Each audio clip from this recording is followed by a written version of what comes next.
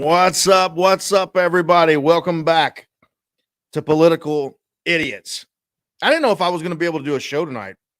Um, Truth be told, I'm a busy person. I wake up every morning at about 3:45 in Central Time or wherever I'm at. It doesn't matter. And I get my day started. And boy, I had a lot to do today. And we got a lot done all across the country with candidates and political events. I got some good news though. I do know that I can make this announcement right now before we bring on our first guest tonight that I know you've been waiting on. This spring and summer. Now, when I say spring, I'm talking about after turkey season, right? So it has to be after, April. But this late spring and summer, we're going to take Political Idiots podcast and broadcast on the road. I'm going to take you inside campaigns. I'm going to show you what it's like from the inside and outside. We're going to talk to voters. We're going to talk in multiple states. We're going to talk to people that are on the ground on what they really care about. So I really appreciate you joining me tonight. There's a lot going on in the country. It seems like there's some emphasis on our president who can't seem to think straight and our vice president who can't seem to do an interview correctly. People get on to me all the time when I send messages across Facebook or to them because these new iPhones, man, their auto speech and their auto messaging. I mean, you got to look. Listen, if I write you like a 3-sentence text, I'm not going through the shit. I'm not coming back. I'm not going to read it again before I hit send. It's up to you to determine whether or not you can decipher what I said. Now, if I say something really ridiculous, like voice to text is the worst thing. Earlier, I was messaging somebody and it was a female that I was messaging, and I was saying something about their hair. And out of nowhere, I said, I want to see I was messaging them about their cell phone. I said, I hate your cell phone because I always lose them in service. And she's a part of, our company and what we're doing. I said, I want to see, I hate your service. And then out of nowhere, the phone this is voice to text. All out of nowhere, it just adds a little B at the end of it. Huh. And it sent it. What do you think she thought? She thought, yeah, I'm fixing to come back to this, blankety blank. But anyway, we had a good time last night. Hey, listen, I got some great results for you. Over 30 platforms last night that were listening or watching our show. Our YouTube channel actually just launched tonight. So if you're on YouTube right now and you're watching, this is the very first show that launched on YouTube at Political Idiots, YouTube/Political Idiots. You can find it. Tonight is the first show there. But across the 30 platforms of Spotify, Apple, Google Play, and all these others. I mean, there's so many names. These young kids today, I don't even know how they do it. There's so many social media platforms. It's crazy. But last night we had a little over 12,500 listeners and viewers over the entire amount of 30 platforms. Now, that's not very much, okay? I'll be honest with you. But after a 2-year layoff of having 160,000 every single episode, I was pretty happy with that. You know what I mean? And the people who are putting this together are extremely happy. Now, the losers who are working with me, I got so many messages, and we're having people join right now. I got so many messages yesterday afternoon, last night, all the way through the morning into this morning until about noon, about people that could not see somebody or could not see an overlay part of the video. So we're working on that stuff. Hey, listen, this is our first little put together. And not everybody's going to watch on Facebook. Not everybody's going to watch on Twitter. Not everybody's going to watch on YouTube. But 30 different platforms, dude. Shut up. What? 30 platforms. People are listening and paying attention. And I hope that you are listening and paying attention tonight, because this is very important. I'm going to talk about some public school shit here later, but here for the next few minutes, I've got a guest that's joined me from Southeast Missouri. His name is Josh Link. Now, Josh is a 17-year Apache. He's a former 17-year Apache fighter pilot, and I'm going to screw all this shit up. But he's running for state rep in Missouri. Now, there's a lot going on in Missouri, if you're a Missouri listener, that you need to pay attention to and what is actually going on. And I'm fixing to bring him in here in just a second, but I'll tell you what, the guy has got a level head on his shoulders. Things have certainly, changed in Missouri, and they're starting to change quicker and faster. We are actually held on to by a Republican majority in the Congress. We're held in a Republican majority in the Senate, and we also have a Republican governor who everybody knows, who's paid attention to me for the last 4 years, 3 years, whatever. I cannot stand. However, with that being said, I'm going to bring in right now, everybody, I want you to give a round of applause for Josh Link. Hey, buddy. They're clapping for you. How you doing tonight? Pretty good, man. Thanks for having me on, and congratulations on the new show. Excited to see what you got coming up for us here in the near future. Well, I mean, it's probably going to suck. But anyway. Probably so. Yeah, probably so. Anyway, hey, listen, you're running for state rep in Missouri, District 152. So tell us about District 152, and then I want you to tell why you decided to run in District 152. Yeah, so District 152, it's a very important district here in Southeast Missouri. It's comprised of mainly Poplar Bluff and south down to about the Malden area, but Poplar Bluff, is the bigger town in Southeast Missouri. So we do get a lot of attention down here. And as you spoke to in your opening monologue, we have a Republican-led majority, and we're starting to see some things kind of drift the other way. So that's kind of why I'm running. It's for two reasons. First, like we said, we're starting to slowly see things shift in a direction that is making me uncomfortable, and I'm sure a lot of other people. I've never had any aspirations to be a politician, and in fact, if you talk to any of my family and friends, when they found out I was running, they laughed and said, good luck, because I'm definitely not your politically correct. I'm not your average politician. But I've spent 20 years, serving my country, my state, and my local community in various, forms and fashions. And it may sound cliche, but I'm tired of seeing what I've spent, my entire life defending slowly drifting its way into something I'm not comfortable with. And the second reason, quite simply put, is I'm just tired of being taxed to death, to be honest with you. Right.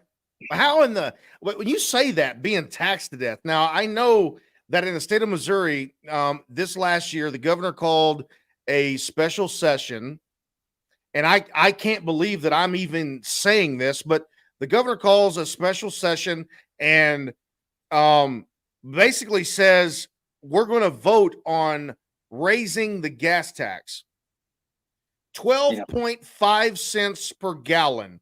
Now, listen to me, everybody that's paying attention from Missouri. 12.5 cents per gallon, not per fill up on your vehicle. 12.5 cents per gallon over the next 5 years. Yeah. He calls a special session. He's got a Republican Congress, a Republican Senate. The bill passes unanimously. He signs it in the middle of the night. And then all of a sudden, we're stuck with 12.5 cents, knowing knowing, might I add, knowing that we obviously are already paying inflation on Biden. I mean, Trump predicted it when he was in the debates with Joe Biden. He said, what did he say in the debates? He said, your gas prices are going to go up. Inflation is going to go up. Your stores are going to be empty. We're seeing all of that take place right now. How in the hell in the state of Missouri does a Republican from your district vote yes on a 12.5 cent per gallon gas tax? It's pretty unbelievable, all the things that you just said that are transpiring. Republican-led House and Senate, and it didn't just pass; it passed by overwhelming majority. It was pretty unbelievable. As far as my opponent, yes, he voted yes for it, and I'll actually tell you a quick little story. Real quick, Josh, what's the name of your opponent? Yeah, my opponent, Hardy Billington, he's been he's seeking his third term in office. I met him on the courthouse steps about 3 or 4 months ago, and I said, Hardy, I got to ask you, man, what? And before I even got it out, he said gas tax. I said, absolutely. Why? Why would you vote yes? What Republican is voting yes for a tax increase of any kind? And Right. His answers are a little bit shocking. And I'll tell you, this is the day that I decided that I was running for state rep. When he gave me this answer, his first response was, well, it was tied to this bill and it was tied to that bill. And, I knew it was going to pass anyway, whether I voted yes or no. So, I wanted this other legislation to go through. So I voted yes, just to get this other stuff to go through, because I knew it was going to go through. And not only that, but he had the gall to tell me that, as you know, from being from Southeast Missouri, we have the new I-57 corridor, right? That's going to be making its way through Poplar Bluff and on up northeast. He said that MoDOT came to him and told him if he didn't vote yes for the gas tax, that he wasn't going to get the funding he needed for the I-57 corridor that runs through his district. Oh my! And I mean, I was just floored when I heard that answer. That's unbelievable. He straight up told me that MoDOT extorted him basically for a yes vote, and that's just unbelievable. I had kicked around, running for office, a couple other positions and whatnot, but like I said, from that night going forward, I couldn't stand it. Something's got to be done. It's just. So wait a minute. Wait. Hold on. Let me quick. I want to get this straight, so our audience can understand. You're telling me that this guy, this representative Hardy Billington, voted yes on a 12.5 cent per gallon gas tax, and he didn't even have to vote yes because he already knew it was going to pass by a majority? Is that what you're saying? I mean, maybe I heard you wrong, but I mean, that's exactly what he said to me. I couldn't believe it. And my thing is, okay, nobody's against better roads and better bridges and things like that. I mean, that's the big argument I get, the pushback I'm getting on this anti-gas tax thing. Nobody's against that stuff. Everybody wants better roads and bridges. That's what all politicians say when they're taxing you. There's a better way to do it. You can't tell me we're not being taxed enough as it is. We get taxed every time we turn around, from sales tax, property taxes, death tax, real estate tax. I mean, it's just never ending. We've got to spend it better. And I know that's, I'm a conservative broken record, but it's the truth. I mean, and no one's doing anything about it, as, evidenced by this gas tax, instead of. Well, how in the world, real quick, how does he get past that? How does he get past of saying, okay, I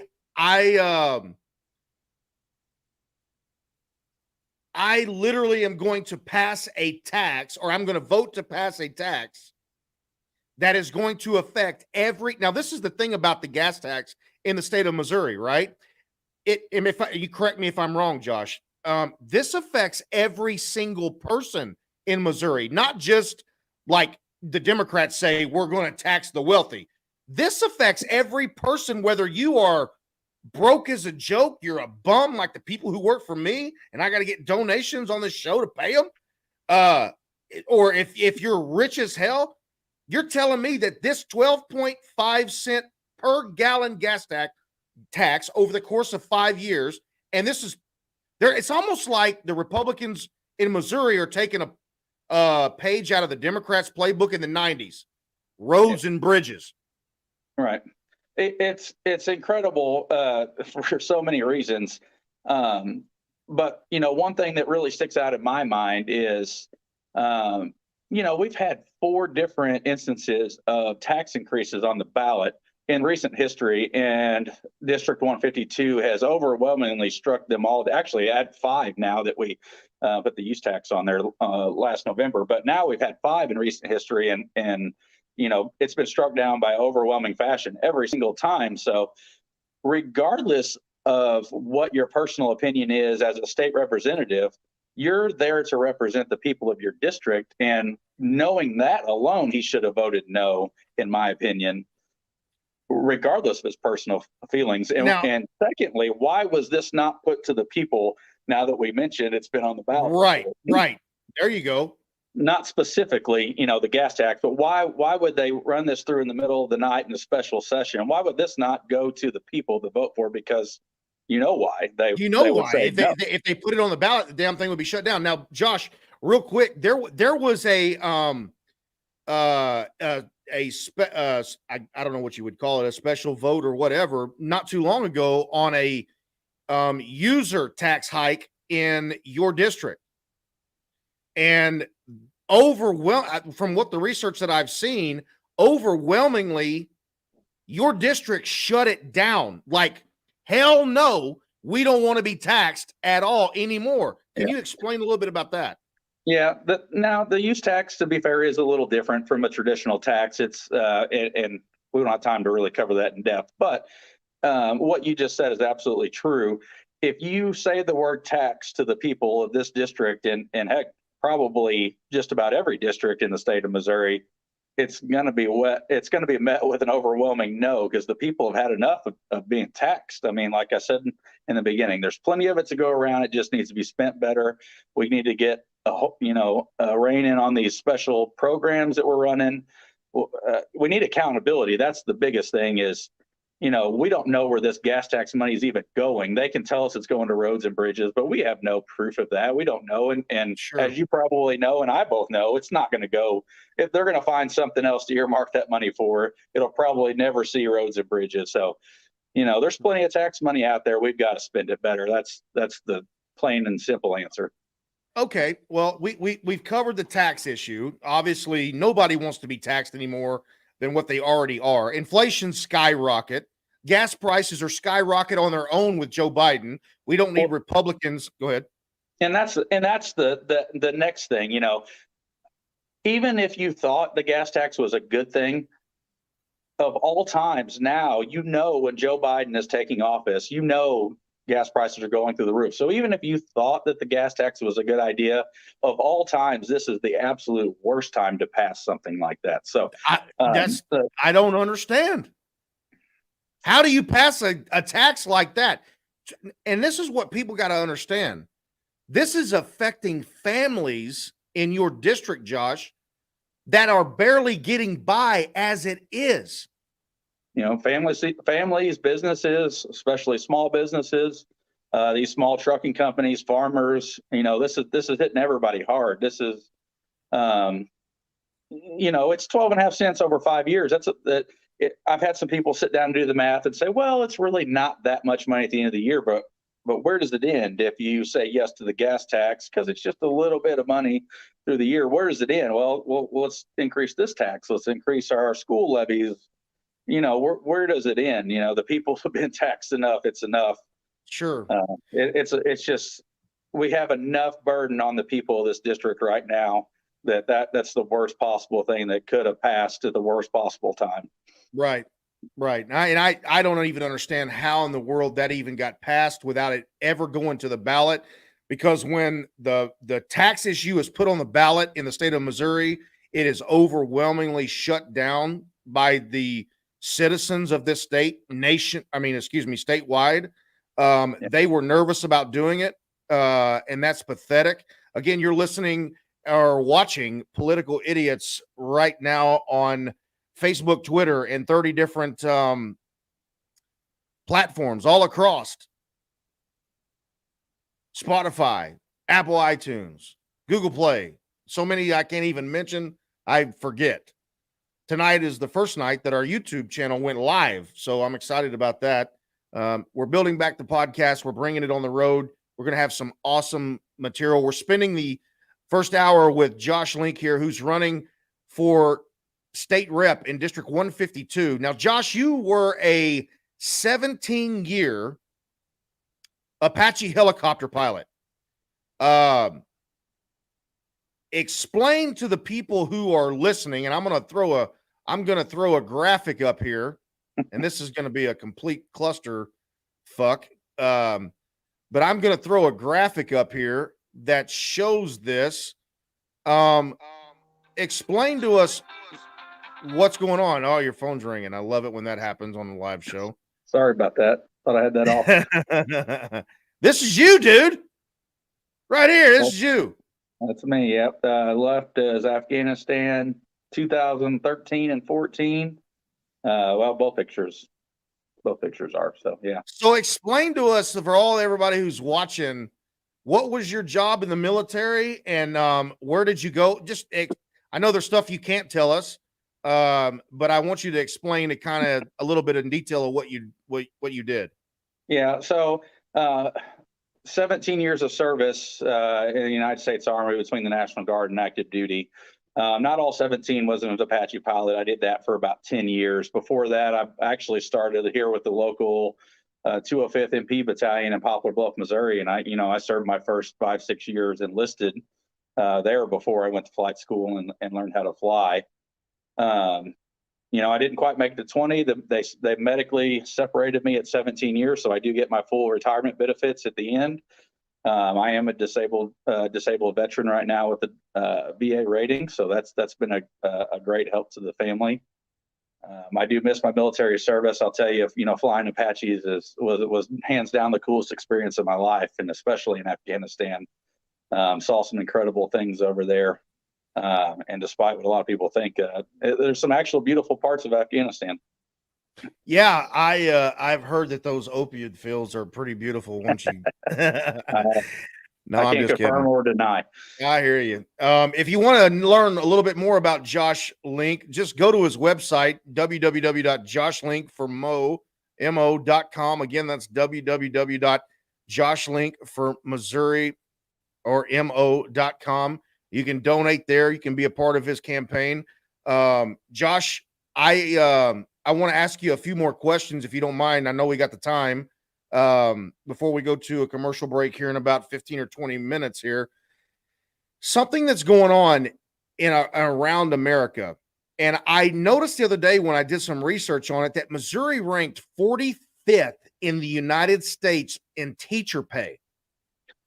Now, I don't ever bring up my family in politics. But you're a former teacher when you came out, of the military. Your wife is a teacher. Yep. So why do we rank so low? 45th. Yeah, that's a great question. And unfortunately, I don't have a good answer for you. I wish I did. And like you said, I can speak to this from personal experience. I do have a teaching certificate. I have spent time in the classroom, and it was one of the greatest jobs I ever had. Unfortunately, it just didn't pay enough for me. And, inflation going through the roof, the cost of goods just skyrocketing. I don't see how, anybody lives as a teacher, as if they're single and they're working off teacher pay alone, because it's definitely not keeping up with the rate of inflation and the cost of living. That's for sure. Let me ask you this. Don't you see a correlation between the 12.5 cents a gallon gas tax over the next 5 years in Missouri and men and women who are good teachers in the state of Missouri? They can't hardly afford to pay for rent or their house payment, their vehicle payment, much less go to the gas tank or the gas station, excuse me, fill up their car or their gas tank and spend an extra 12.5 cents on. Now this is what people got to understand. This is on top of the Biden inflation. This is not something that is added into. So you got the Biden inflation, and then you have the Missouri 12.5 cents per gallon gas tax voted by Republicans, and your opponent voted yes on it, even though he didn't have to. It was going to pass overwhelmingly, but he still voted yes, even knowing that. So help the teachers understand that are listening all across the country and in Missouri. What the hell? Yeah. And there is a correlation, it all comes back to tax money and stuff like that. So I actually spoke with the collector's office here in Butler County today, and I was curious of how much the levies are for our county that go to, how much money we're paying in personal property taxes that go to our local school districts. If you're from Southeast Missouri, especially Butler County or Stoddard County or any of the surrounding counties, you look at your personal property taxes, you've seen a ridiculous amount of your personal property taxes that are going towards your local school systems, which is a great thing. Don't get me wrong. I'm not saying that we're giving too much money, but, for instance, here, if you look around, if you look at the Poplar Bluff School District, they have, brand new campuses, beautiful schools, which is a great thing. Correct. Nobody's going to argue against that. But when your teachers are not getting the cost of living increases that they should to keep up with inflation, it makes the guy wonder where is all this money going that we're paying in personal property taxes to? That's what I was just fixing to ask. Where is all this money going? Do you know? I don't. Unfortunately, we don't.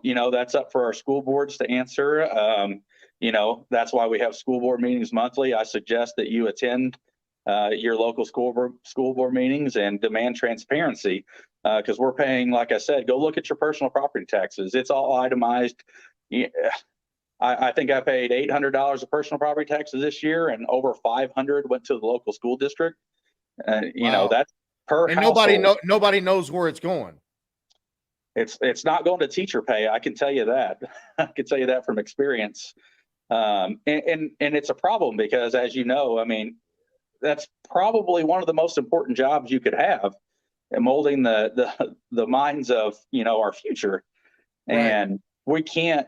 And schools will tell you, superintendents, principals will tell you, they can't keep good teachers. They can't hire they can't get new people into the profession because it just does not pay enough. And that's just crazy to me, that one of the most important jobs you can have in America. When I started as a teacher, my first year I made with a bachelor's degree and credit towards a master's, I was making $29,800 a year. Unbelievable. You can go to Hobby Lobby right now. They're advertising $18 an hour and make more than my wife's making with a master's degree teaching children at our local school district. That's just unbelievable. And that's absolutely disgusting and embarrassing. Right. It's embarrassing.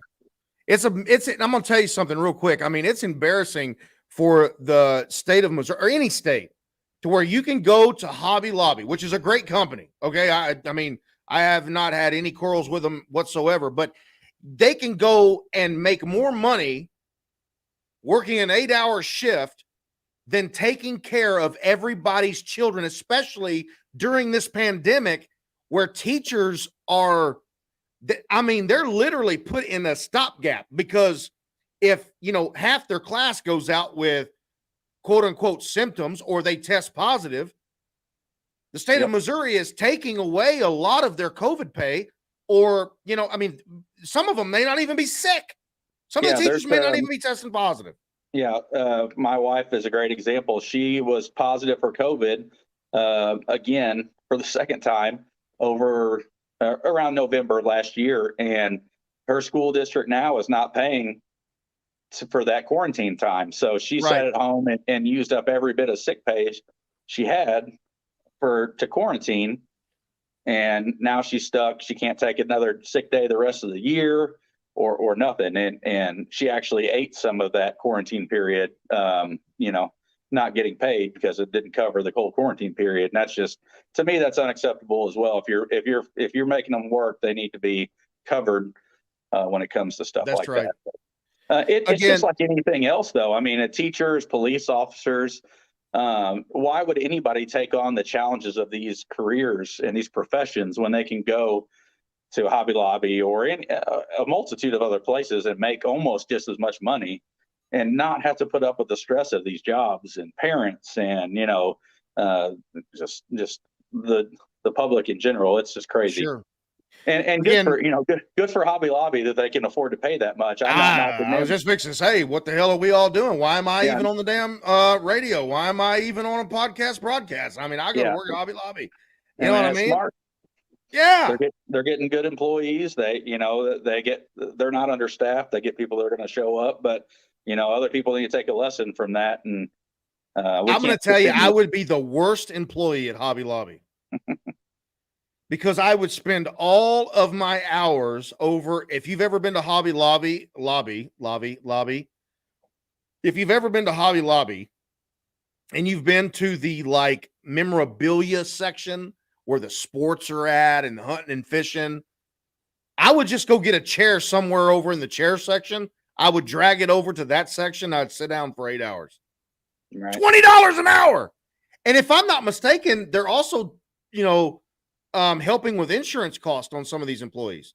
Oh yeah, absolutely. They're getting benefits, 401ks. Oh my God. We're in the state of Missouri. You ought to be ashamed. Governor Parsons, you ought to be absolutely ashamed on what you're doing in this state. You're not calling for raises for our teachers, which rank 45th in the United States. What you are doing is calling on Congress to raise taxes as a Republican. That's unheard of. It's unconstitutional and in the Missouri, and it's also non-conservative. I don't care how many endorsements you have. Governor Parsons knows that Adam Brassfield stands up for what's right, even if I got to stand alone. That's the reason why I'm on the screen by myself. I don't want Josh to say anything. Again, we're visiting with Josh Link tonight. We're visiting with Josh Link for the next few minutes. I got another guest that's going to be coming on here in the second hour. You're watching live either on Facebook, Twitter, or YouTube or Twitch or whatever the hell else they got. I don't know what these morons got me on right now, but there's 30 other platforms that are going on right now that people are listening to via radio, either Spotify or Apple Podcast or Apple iTunes. All you got to do is type in Political Idiots and you're going to find us. So Josh, real quick, there's something going on that I really want to talk to you about, and that's your opponent. So unbeknownst to you, I did some research. And I want to ask you about this because in the state of Missouri, you got to file a quarterly, right? When you run for state or if you run for anything else, you got to file a quarterly. Now, some states are different, but in the state of Missouri, you got to file a quarterly. So Mr. Billington he filed his quarterly, and I want to show this to you real quick because it's important that we really see exactly what he's doing here. So if you're looking at the screen right now, you see a little over $95,700, but it says indebtedness, however you say it. You know what? I'm not an English teacher, nor that's why I really sucked up to my English teachers in high school. The dude is nearly $100,000 in debt in this quarter. Josh, what in the world is he scared of? Well, he's scared of a true conservative, for one. Where is the money coming from? Do you know? I wish I could answer that for you. We couldn't find it either. He's the only one that could answer that question. And, this is all public knowledge. So, they can go to what? What is it? www.mec.mo Gov, I think. Or Gov? Gov. It's www.mec. I believe it's gov or .mo. Just and they can Google go Missouri Ethics Commission. right in the MEC. So Yeah. I saw where he raised in contributions $12,000 something this last quarter. But what I want to know is where $90,000 came from, and who is he indebted to? I couldn't Indebtedness. tell you. I sound like a fucking idiot right now. Indebtedness. In debt. I don't care. In debt too. In debt too. Yeah, that's how we're gonna pull it. The best thing I could tell you is maybe invite him on the show and see what he has to say. Oh, he's definitely invited. I've already sent him I've already sent him an email. He's more than welcome. I actually want him to come on the show, and I want him to explain why he voted the way he did. I'll treat him fairly, just like I'm treating you. I'm going to ask you a tough question right now. Where do you stand on abortion? Where do you stand on a Second Amendment? I want you to be completely honest, because the people of Missouri deserve the truth. Yeah, those are great questions. I'm a conservative through and through. Pro-life. I don't think that it's unbelievable to me that Democrats can, in any way, shape, or form, advocate for killing a baby. That's just that's unheard of. It's crazy to me. Second Amendment. Obviously, as a former Apache pilot and retired military member, I'm about as pro 2A as you're going to find. Matter of fact, we just gave away a AR-15 from the campaign, so that was fun. We're starting to see a shift when it comes to. I think you brought it up in your monologue. Maybe it was the other night, night before last. I don't remember, but we're definitely under attack with the Second Amendment, and it's scary to see what Biden and Harris are going to try to come up with in the future. That's why this midterm. Dude, we're just 1 year in. Yeah, this is probably going to be the most important midterm of my lifetime for sure. Yeah. If for some odd reason that they maintain control and win the other house, man, I'm scared to see what's going to happen to our Second Amendment rights. First Amendment rights for that matter. Any of them, if it was up to them, we'd just do away with the Constitution, Bill of Rights, and all that. Correct.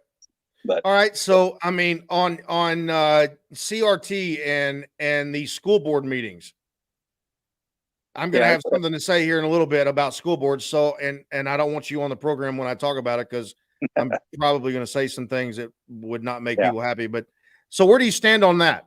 Yeah, critical race theory has no place in our school systems, and the fact that Governor Parsons hasn't totally just banned it and followed suit with many other strong conservative governors and banned it from the school systems is a little shocking to me. It's divisive and it has no place. All it does is it create more division and hate, and it has no place in our school systems. Right. Well, again, you can go and find out more about Josh at www.joshlinkformo.com or joshlinkformissouri.com. You can donate there to his campaign. Doesn't matter where you are in the United States, or you can send him a message. He'll answer everything that you have. Josh, real quick before we go to a break, tell us about your family. Well, I am married. I have a beautiful wife, Stephanie, and between the both of us, we have 5 kids, ranging from almost 21 down to 11 years old now. So we lead a very busy life. As you can see, they're pictured right behind me. But great kids. They keep us busy. I'll just say that. But I wouldn't have it any other way. Have the best family you could ask for. Cool. Hey, now listen, we're going to go again. We're fixing to go to a break in just a second. I swear to God, because I got to pee. But I want to ask you this real quick. I heard through the grapevine that you started a conservative club in your district because the county GOP or somebody, they weren't doing just explain what's going on there, will you, real quick? Yeah, so we have what we call a central committee in Butler County, which essentially runs the local GOP chapter around here. We endorse candidates, things like that, help run campaigns, or, endorse and campaign for people, things like that. I reached out to the Central Committee last year and tried to become a member. They hadn't had a meeting in over a year at that point. Wow. I was able to attend a meeting, and only 4 of us were there. So didn't even have enough to hold a quorum to have a vote to introduce new members. And from that point on, I said, nothing's getting done. Nothing's getting done around here except things that shouldn't be getting done. And if we had a voice in Butler County, Southeast Missouri, District 152, or anywhere, maybe some of this stuff wouldn't be happening. So, I got together with a group of my friends, and we started our own club. We call it the Southeast Missouri Conservative Club. We meet during election years, the third Monday of every month at Bread and Butter at 6 p.m. You can follow us on any of our social media. We have Facebook, working on Twitter and the rest of them right now, but find us on Facebook. That's where you'll get all of our information. We've already done some great things for the community in the few months that we've been stood up, and looking to go into this election year pretty strong. We talked last night, actually had our meeting. One thing I'd like to see is us take a trip up to St. Louis, and whoever's running against Cori Bush, absolutely get her out of office. So maybe take a trip up there and do some campaigning. Boy, that's another show right there. I'm telling you right now, absolutely. That's another show. But, we've been around for 3 months now. We've already got 15 to 20 members signed up, and, we've had 10, 15 active members showing up to every meeting so far. So, we're already doing some good things. You can find us. The next place will be at the Chili Cook-Off on February 26th at the Black River Coliseum. We're going to have a booth set up there.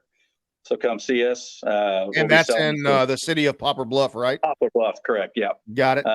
We'll be selling some Let's Go Brandon t-shirts, some Trump t-shirts, just Republican t-shirts, conservative t-shirts, things like that. So come see us. We don't just represent Butler County. We consist of Stoddard, Wayne, Ripley, Carter, all the surrounding counties. So if you live in any of those areas and you're conservative, and you want your voice to be heard, reach out to me or find us on Facebook. We'd love to have you, and really give Southeast Missouri a voice that it's missing right now. Well, you know what, Josh? Again, if you're listening or you're watching, you can and learn more about Josh. Again, he's a 17-year Apache helicopter fighter pilot. He's running for state rep in Missouri in District 152.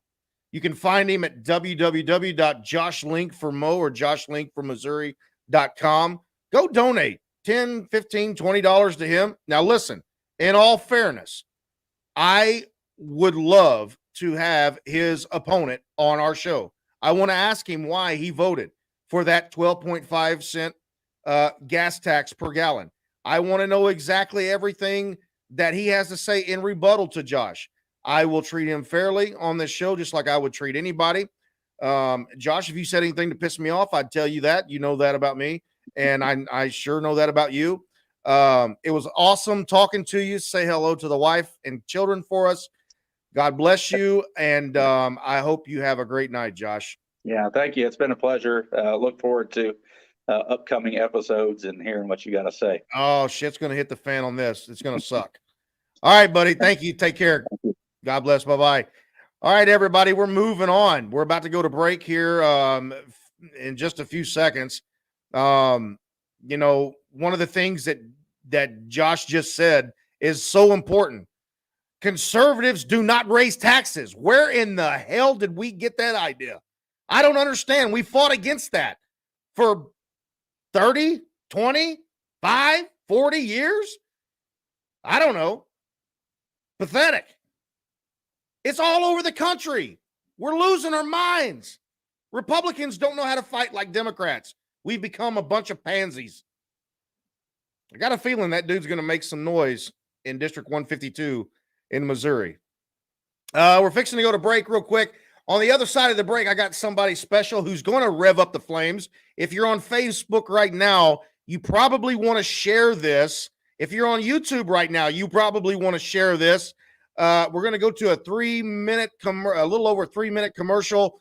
I got to pee so bad I can't even hardly breathe. On Twitter, you want to share this. Guess who's coming? Audra Johnson from Michigan. You know for a fact that there is nothing going to be held back in the next hour. You got to be with us right here. What's stopping you? Are you too tired? Didn't get enough sleep? Don't have enough energy? Don't have enough time? Is that what's stopping you right now? Don't have enough money? Is that the thing? Or is the thing that's stopping you, you?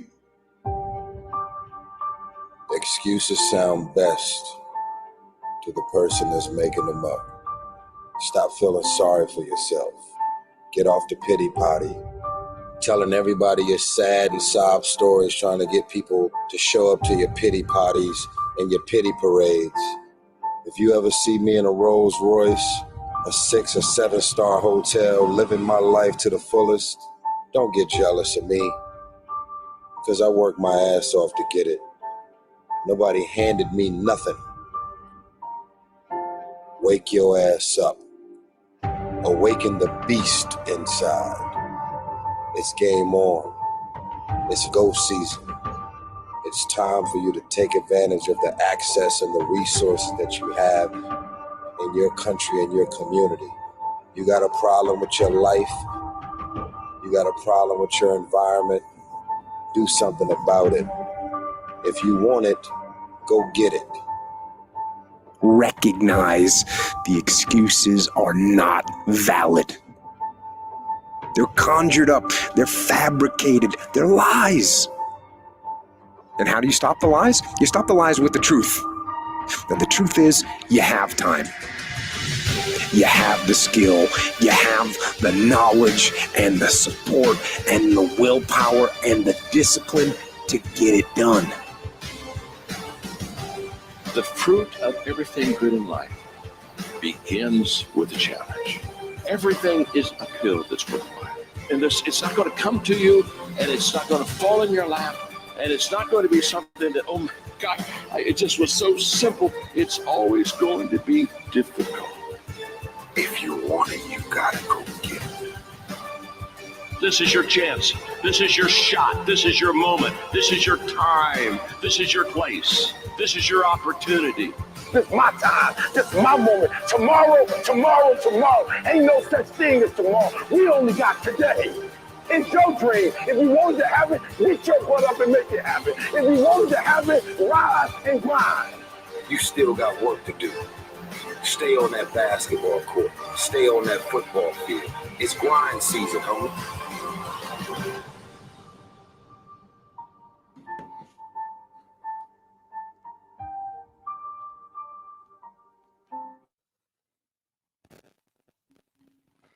Yeah. Welcome back. Whew, I barely made it to the microphone. My God. Had to tinkle. One of them things, you know what I mean? Welcome back. We're having a great time right here on Political Idiots. I'm waiting on my next guest to come aboard. I just sent her the link. The guys are looking at me like I'm nuts. Audra says she needs a link. So if you are watching right now, Audra, I sent. There she is. All right, I'm fixing to bring her in here. There she is. Hey. There's Audra Johnson. What are you doing, girl? Audra Emmereffer Johnson. I just ran around the house because I totally realized I was supposed to be on with you, and I was laying on my butt for once in my life. So, but I'm here now. You are here. It looks like I'm here. you threw on a great hat. What the hell's going on in Michigan? What's going on in Michigan? What's always gone on in Michigan, except for now we're just realizing it and calling the rhinos out. You know, one of the things that's driving me crazy is I see all these people in Michigan that are, there's a cord in front of your camera. Yeah, I What know. a- Look, I'm a Hey, hot mess this tonight, show right? sucks. Trust me, this show sucks. Everybody understands. It doesn't matter. I'm We're a live hot on mess. Twitter, I had to, YouTube, and there we go. Facebook. Do what now? I had to adjust my light because I felt like I was dying. Yeah, I feel like that every day. So I want to ask you why everybody in Michigan is after the coveted Trump endorsement that's running for state office. Can you explain that? I mean, it used to be like a huge honor, right? Like Right. when I first started my congressional race, like that was one of the things I like made sure we focused on. The problem is now we're saying that not Trump himself. We have to make that very, very, very clear, right? We're not saying Trump is corrupt. What we're saying is the people that get the list of people who should be endorsed to Trump is very, very corrupt. So what they're doing is they're taking a highly coveted endorsement and they're deminimizing the value of it now, because now we know, right? We know people are doing favors and paying to get on this list. Right. So it already destroys the whole, well, actually, it encourages the Democrats' narrative of, the Trump endorsement. Well, I guess what for everybody who doesn't know, I recruited Audra to run for United States Congress a year ago, and Yeah. I didn't know what I didn't know what I was getting into. Those poor man. Yeah. Right now I'm thinking to myself, it's a miracle that I'm not snorting cocaine or best friends with John Clore. I don't know how that happens, but anyway. No, seriously. Hey, get that off the screen. Hey, stop it. Stop it. Get it off right now. I can't handle that shit. Wait, that's not evidence. That's not evidence. No, that's not. It's not evidence. We cannot show. That's not a receipt for anything. Okay, can I just say right now before we get into anything else, I'm so tired of people like, listen, even in a court of law, breadcrumbs, y'all follow the breadcrumbs, right? You have to build a case. Somebody's not going to come out with a written statement. Well, I guess maybe if they're honest people, they would, but nobody's going to come out with a written statement saying, I'm a Sean Maddock, am charging $30,000 for Trump endorsements. Y'all are crazy. What is Sean's deal? I have, for the life of me, I think the woman literally has, I don't know what kind of agenda she's got. It's very frustrating, but she's got I'm trying to bee syndrome. The queen bee syndrome? Yes. Come on. Well, you're not a man. Yeah, no, I'm not a male, and I'm not going to say that. I mean, you're not a woman. You are a man. I am a male. Yeah. See, you done got me fucked up. This is what happens when I started with you. You got this backwards. Everything went backwards. Yeah. I am a male. You're a female. I'm going to take credit for releasing the beast on Michigan, because you at first were like, no, Audra, we have to obey by certain things. And I'm like, burn it down, Adam. Yeah, I know. The funny thing about it is I would come back to a free state and I would, be like, hey, politics are the same. It doesn't matter where you're at, what you're doing. I've been doing this 20 years, almost 20 years. And I come to Michigan, and every time I would come, my brain would get literally fried for 7 days.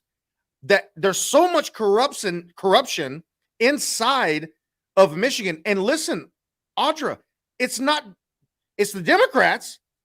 Oh yeah. And it's Gretchen. Right. But it's also the GOP. Right. Seriously, I cannot make this up. The Michigan Republican Party is siding with violent felons who cannot even vote, carry a firearm. One's got a news shithole organization. The other one is the secretary for the Hillsdale County Republicans. I swear to God, this is the truth. Neither one of them can vote. This is what I'm talking about breadcrumbs, right? They're so blinded to this concept that when Trump said drain the swamp, he meant to drain the swamp on both sides, right? Right. We see it. There's rhinos. People call, Republicans rhinos for a reason, but for some reason they have just got these blinders on and they want to believe that we are like, we're above corruption, not the Republican Party. And if you are a Republican, like me, like you, like, Melissa and Logic and CJ, don't you dare point out the corruption in the Republican Party, because then you're a traitor. Don't do it. But as soon as the Democrats do it, let's all attack them. I think we have enough Republicans attacking the Democrats. Let's look at the corruption in our own party, because we don't get rid of it across the board. There's not going to be a future for this state or for the country. I made a post not too long ago. It said, if you're sick of looking at mice shit, you've got to get rid of the mice. I mean, there's no other way. Right. And so, no other way. You have these people inside the MIGOP that are trying to determine, and they're doing this with a thought process in mind. It's not, don't think for 1 second it's uncalculated, people. Right. If you're in Michigan, it is calculated.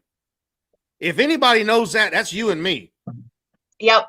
Now, I mean, I'm serious, because it is calculated.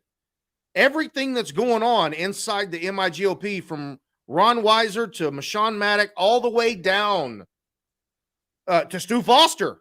Don't get me started. Right. I'm telling you, everything is calculated on what they're doing in their agenda.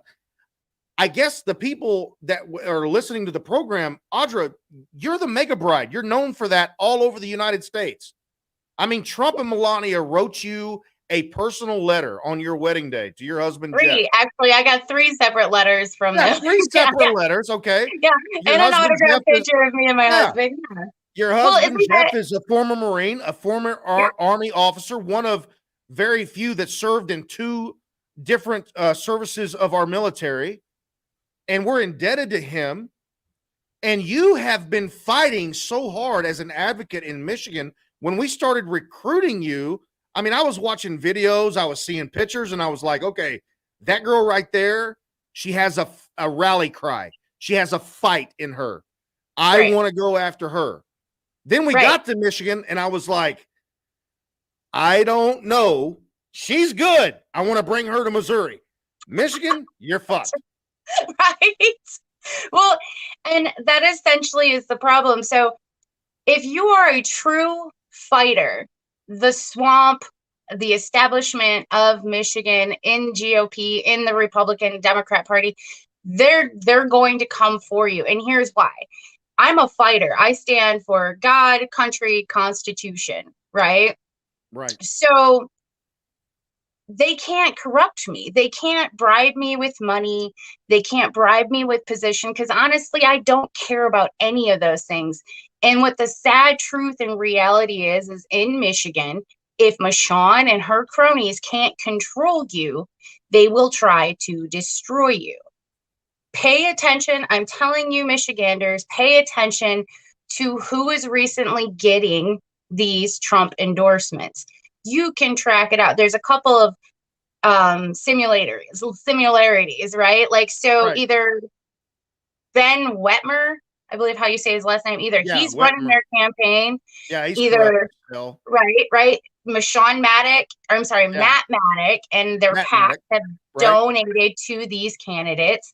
We've seen also the candidates donating money to these PACs, which I believe we found 30 of them now. Yeah, there's so many PACs. There's so many. Yeah. Follow the money, but you've got to be willing to, when the evidence is there, you have to be willing to accept it. We were talking about John Clore the other day. Now, don't get me wrong. I am a huge Second Amendment girl, but do I think violent offenders should have guns? Absolutely not.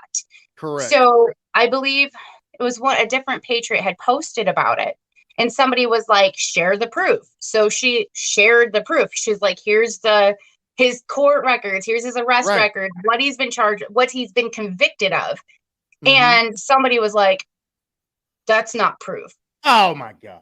Yeah. I was gonna respond, but I'm like, if you can't see what is on this court record, not only was he charged with domestic assault, but he was told to stay away from this woman that he assaulted, Two of and them.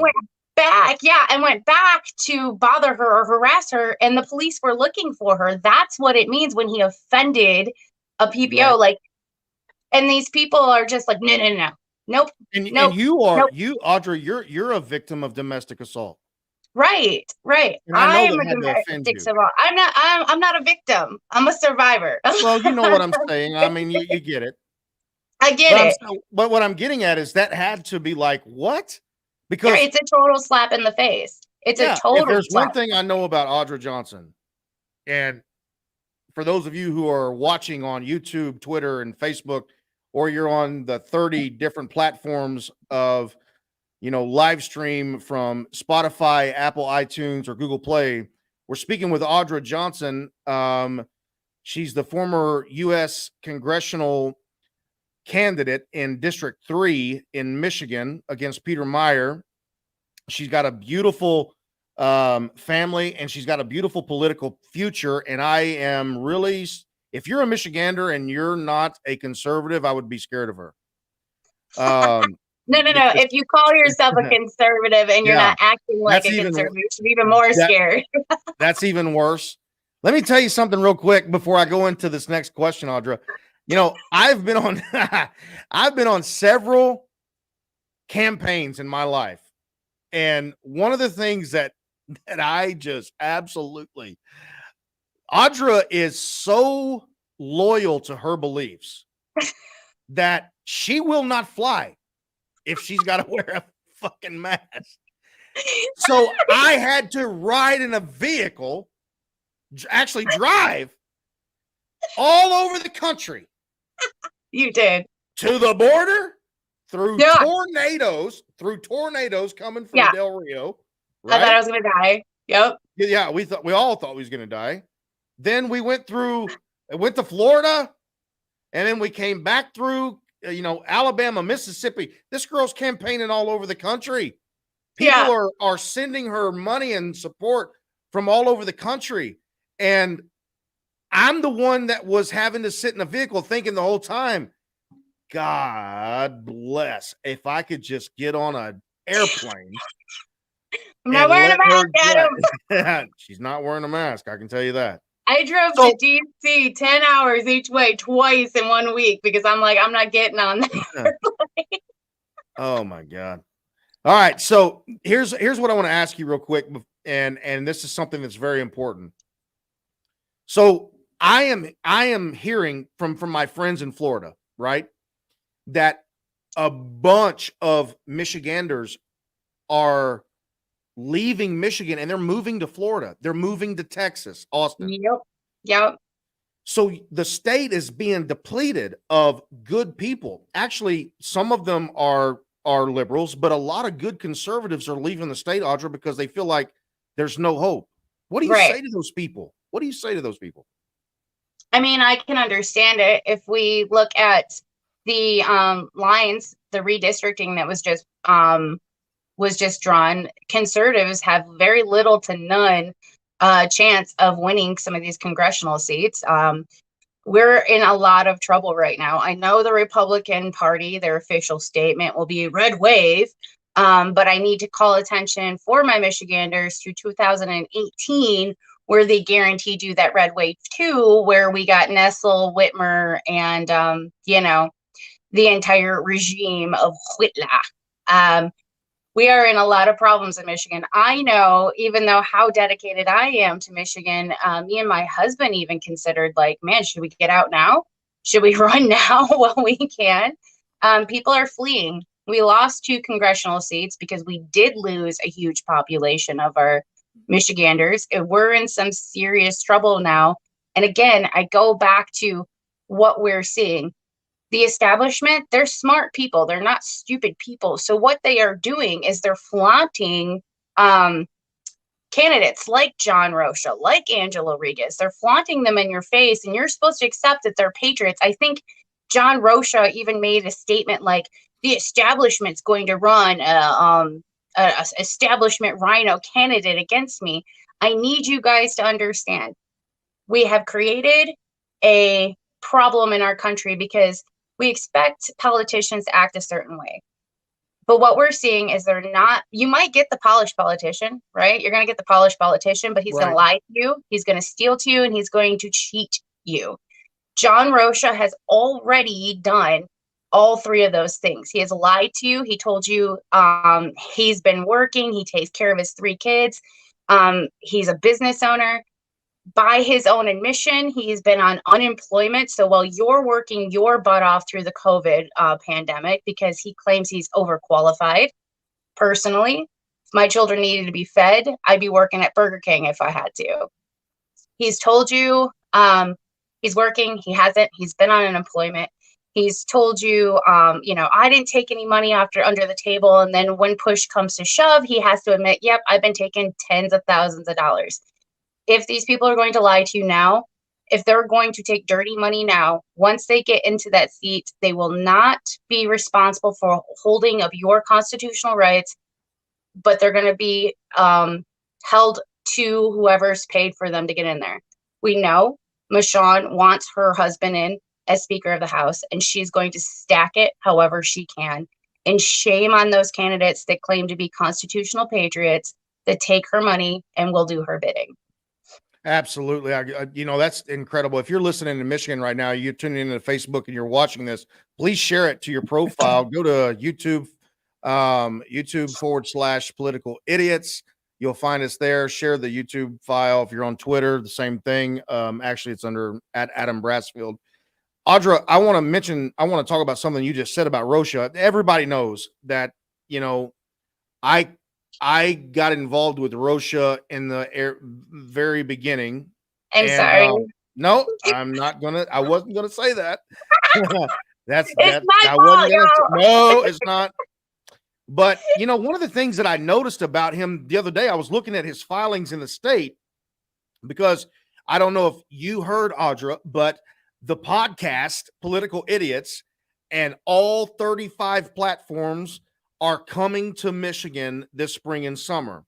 And so we're going to be talking to people on the ground. We're going to be talking, obviously, you're going to be taking us everywhere, and you're going to be doing your thing too. We don't want to talk about that yet. Okay. But let's talk about Rocha. Yeah. Keep that a secret right now. Rocha, I think that dude has filed for more offices in the state of Michigan. And I'm not going to say another person's name because I don't want to be offensive, but my God, he started off running against Fred Upton for United States House. Right. Then he filed in Portage, Missouri, in District 87 or Michigan. Michigan. Yeah, Michigan and Missouri have the same first letter. My excuse, and I'm sticking to it. He still filed in 87, by the way. He has not moved. Now, this is what's crazy to me. The people that are saying, oh, Rocha's the candidate, he's got Donald J. Trump's endorsement. The dude has went from District 6, United States House against Fred Upton Jr., to District 87, where he filed for state rep, to now he's in District 78. Right. None of those endorsements followed him to that point. And this is what's crazy, Audra. If you run in the state of Michigan, your voter registration has to be transferred to the district that you're running in. Rocha has never voted in that district. He's never paid a cent in taxes in that district. Because he's carpetbagging. He's What carpetbagging. are people in Michigan supposed to do then? I'm not lying. I mean, I'm not going to sugarcoat it, I guess. He's carpetbagging. So the people in Michigan have to be willing to do their own research, because if I tell them and you tell them, the establishment's going to tell them, no, they're extremists, they're liars. I'm jealous of something. Yes. Okay. I'm jealous of John Rocha. Nobody is. Honestly, it is only going to come down to the fact that the Michigan voters are not willing to open their eyes and realize that it is their own party that is going to be the demise of this state in this route. I mean, yes, of course, the Democrats are just crazy. We already know that, right? But until we can acknowledge and try to stop some of this corruption in Michigan, we are going to have the same cycle over and over and over again. Lee Chatfield is going down for his corruption that I have found out people have known about for years, but they didn't want to take down a Republican. It has got to be a point where we come down to it and say, listen, this is wrong no matter what wing of the bird it comes from. Wake up, Michigan. That we have very, very little time. Very, very little time. Let me ask you this question real quick. Do you think if two things, I'm going to put you on the spot right here, okay? Oh, no. Oh, yeah, this is going to be fun right here. Here we go. I'm going Alex Trebek. All right, here we go. All right. So here's the thing. Do you think if President Trump knew what was going on with Russia and Ted Nugent really knew what was going on with Russia, that they would endorse him right now as we stand right here? Right. Absolutely not. We saw ourselves the just absolutely disgusting corruption. I mean, even with the Ted Nugent deal, if you guys don't know by now, this summer we had gone through so much with John Rocha and we kept our mouth shut because we didn't want to burn it down, quote unquote. Ted Nugent was on board with my campaign, and Rocha and Ken Crow and Angela Rigas came in behind our backs and decided they were going to side with the establishment. And in order to get the establishment's support, they decided they had to turn Ted Nugent on me. Now, to be fair, Ted Nugent has neither endorsed me or Tom Norton, as far as I know. Right. But it just shows the corruption, right? It shows that, like, wait a minute, Rocha, I'm on your side, man. I've done absolutely everything possible I can to help that man. And he's willing to stab me in the back for a little bit of clout, for somebody's endorsement, for, you know, and we've seen this. This is a pattern. This is not just me. This is not just Adam. This is Melissa. This is Logic. This is right. CJ. I mean, this is Melissa, a you're pattern. talking about Melissa Carone. Melissa Carone. And Mel. You're right. Yeah, I call her MM. MM. It's a pattern. Yeah. And once you establish this pattern, once you follow the breadcrumbs, you realize this isn't just an Audra thing. Audra's not crazy. Adam's not just crazy.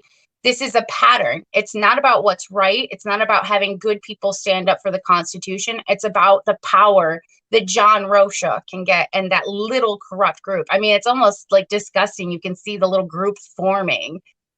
I'm sorry, I won't stand by that. Win an election or not, I won't stand by as that happens. You know, one thing that I have throughout this whole entire time that we have worked together, one of the greatest things about Audra Johnson, if you're watching right now live on Facebook, YouTube, or Twitter, or under the 35 other platforms that you're listening to, including Spotify, at Political Idiots, one of the things that I have grown to really appreciate about Audra is she is loyal to a default.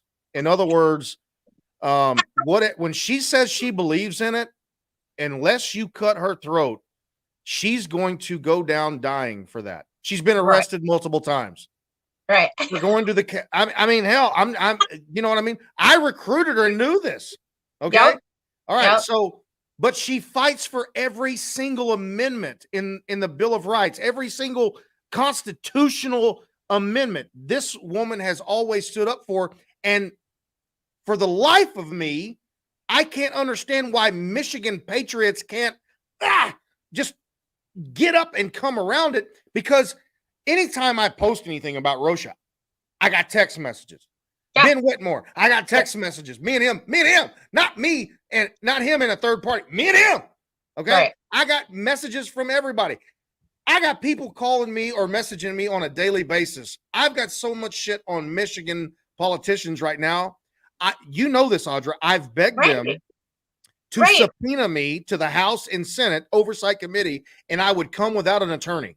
Well, that's what I'm saying. Like, I think people forget everything I've done for this state, right? They just go, oh, she's crazy. But I'm like you said, I'm loyal to a fault. Like, there's times I should have spoken up and I haven't, and I've apologized for that. But Like, if I'm to the point where I'm speaking up and saying, we've got to fix something, you got to understand this is a problem. Like, I got married in a MAGA dress. Like, it was my reception dress. Like, I'm MAGA all the way. I'm the MAGA bride.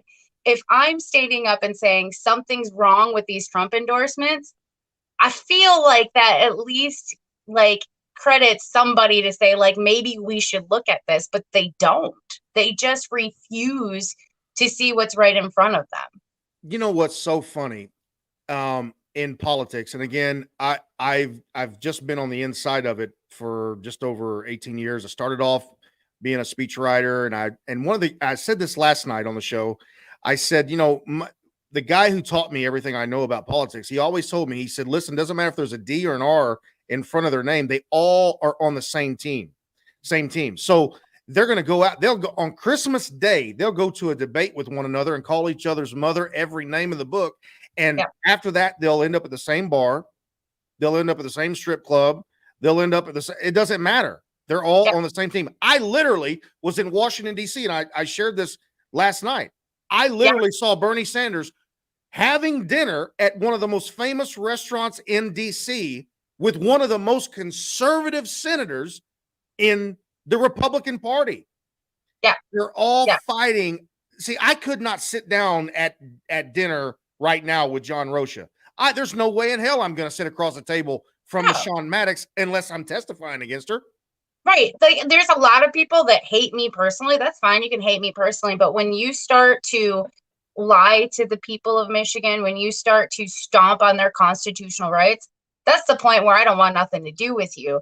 And we've seen this time and time again. I need to keep reminding the people of Michigan, we have had a majority in the Senate and the House for years now, pretty much since I started in politics, was almost a decade ago. We've held the majority. If we have held the majority, why on earth is this happening to us in Michigan? And as you said, it's because it's not about the people. It's about the power. We have had conversations with Republican senators, House or representatives, where they've literally said, we can't stand up and do what you want us to do and protect your constitutional rights, because we'll lose our spot on a committee or a board, or, that's a little controversial. And it's like, that's your damn job. That's your job to protect my rights. And they're not doing it. None of them are doing it. We lost like 40% of our small businesses in Michigan because the Republicans did nothing. And then when people like me go to the Lansing building and say, we demand you say no to this, and get tossed out unconstitutionally, well, Chatfield threw us in jail, Right. The Republicans in Michigan, not all of them, but a majority of them that are in any sort of power or seat, they don't want you to have power. They want to retain power. Where does the militia stand right now, Audrey? I know the state of Michigan. If there's anybody that can answer this question, you can. And I'm not trying to put you on the spot, but I mean, Michigan is the largest militia state in the United States. Everybody knows that. Okay, so we found out that the FBI, they did some crazy crap. I called that. Yeah, they got caught. Yeah. That was one of the arguments we had when I ran. You're like, no. And I'm like, I ain't backing down from the militia. Yeah, exactly. Yeah. And I'd have to go over to the gas station and go to the bathroom and really just stick my head in the toilet and just flush it. But where is the militia stand at right now in Michigan? Where are they? Are they disbanded a little bit? Are they back together? How is that? And the reason I asked that is because when I spoke last night about this Second Amendment event that took place in Macomb, and over 70% of the vendors didn't even show up. I had a guy that was inside. There were so many tables that were empty. The crowd was low. Half the speakers didn't show up because of what they were trying to pull on the Michigan law-abiding citizens and the militias. Where does the militia stand at in Michigan? Speak to that if you can. If you can't, I understand. So no, I mean, and everybody that knows me know, I absolutely 100% refuse to back down of my support of the militia. I'm known as Commander Honey Badger to all the militias in Michigan. So what we saw, and this is exactly what they wanted, We saw them bump up the rhetoric against the militia. We saw the FBI come in and create some sort of like crazy story about how the militias were planning to kidnap Whitmer. I came out and was like, this doesn't sound right. Don't be so quick to condemn these people, at least not all of them. Which then again is used against me, but I don't care. I'll support the militia till the day I die. But what we saw was the plan worked. We saw militias that were at one point very public. That, I mean, we did a lot of community service too, which is really sad because they've had to back off of that because they don't want to be out in the public anymore. I mean, we were feeding the homeless, cleaning up after the flood. It's just crazy. People don't understand what it entails. But we saw them become afraid of what would happen if they continued to be in the spotlight. I do know there are some militias that have completely disbanded. The few that are left, they've issued stand-down orders for their members. I'm not officially part of a single militia right now because I refuse to believe that that is the correct course. I believe, and I know we're not hiding anything, so I believe we should be out more in the public than hiding behind walls, but they're upset. I know I can say individually, people are done. They're done, and it's getting scary to a point that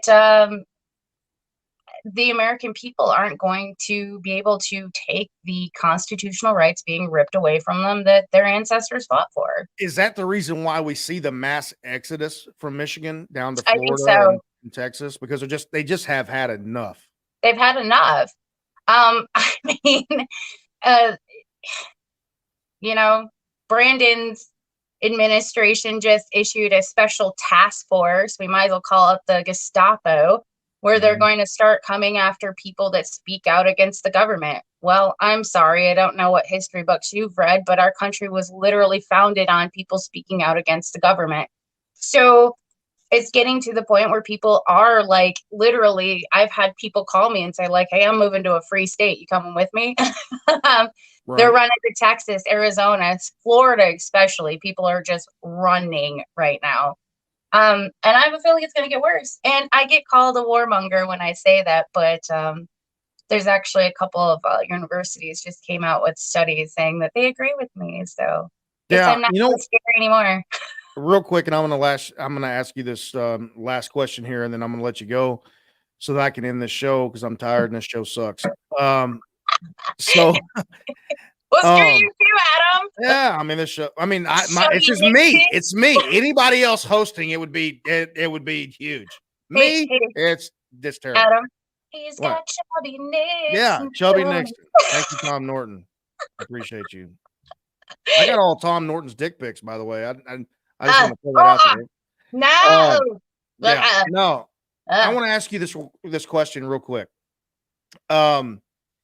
If something happens in Michigan in 2022, and I just had this conversation with a candidate before I went live on air this afternoon. One of the things that most of these candidates who have this Trump endorsement, quote unquote, number one, as of today, as of right now, and it is 1/18/22, none of these candidates that have these written endorsements from Trump has spoken to the former president himself. That's number one. That's number one. Yep. Number two is if you are a candidate. One, Matt DePerno. We have Matt to DePerno. make it very clear. Matt DePerno got his directly. He did it the right way. He did it the right way. And I'll tell you, and I also know that there was another candidate that did it the right way, but I'm talking about Rocha, Regas, Detmer.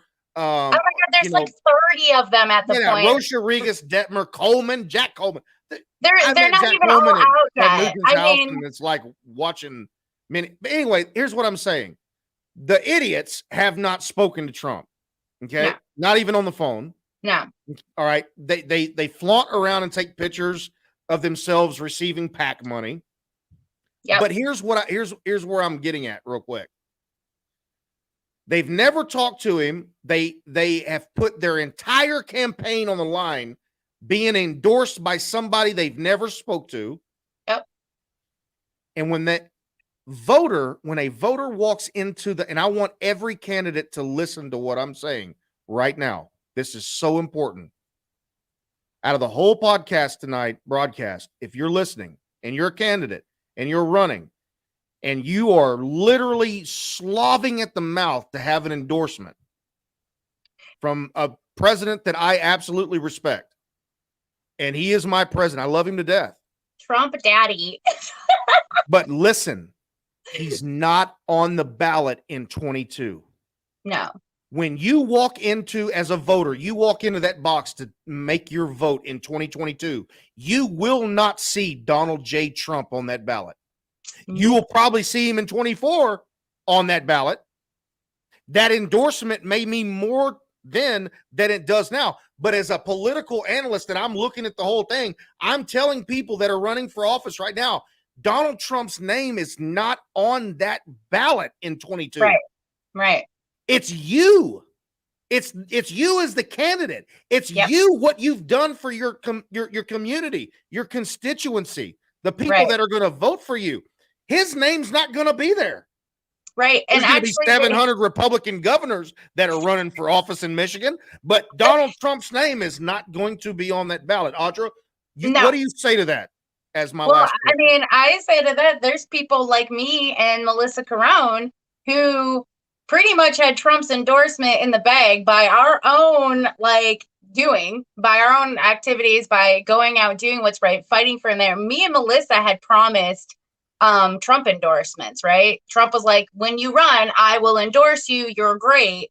And we knew there was actually a discussion I had with you, Adam, and I had with Melissa Carone. It was like, okay, so here's what's going to happen. If I come out and I tell the truth to the public, Michonne's going to do everything she can to make sure that Trump doesn't give me my endorsement. For all I know, she could have told Trump I was an Antifa member by now. You need to pay attention to the people that are like, I'm going to put the people first.